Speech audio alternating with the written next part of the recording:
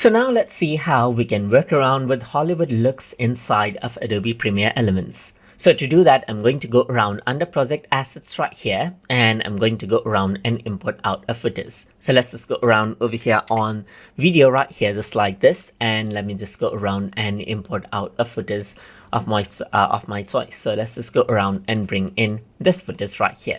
So now once I do that, I'm going to go around and bring in the footage onto my timeline. And let's say what I want to do is I want to apply Hollywood effect on this. So to do that, I'm going to go around under effects, and over here under the show all section right here, I'm going to go for Hollywood looks.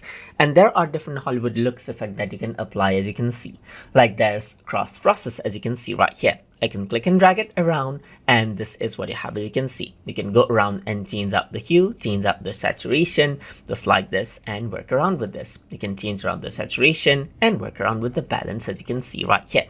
If I were to go around and then delete this, then what happens is that the looks is not there anymore. So you can go around and apply out other looks as well. So you can go around for a dreamy look right here, and let's just press apply, and then you get a more dreamier look, and you can blend it out with the original and change it out right here. You can change around the blend mode according to how you like. You can go for screen to make it brighter, as you can see right here. And there's Gaussian blur over here, just like this as well. And you can choose around the amount of blur right there as well.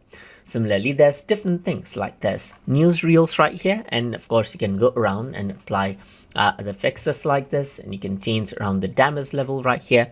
And this seems like an old movie right here, just like this. So you can go around and try out the effects that you like. And as you bring in Hollywood effects, it replaces the old looks right here. You can change around the color as well as you like and apply, and that sort of look actually goes around and is there, as you can see. And you can change around the balance as well.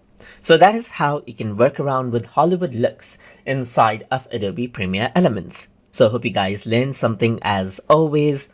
And as always, please like, comment, share, and subscribe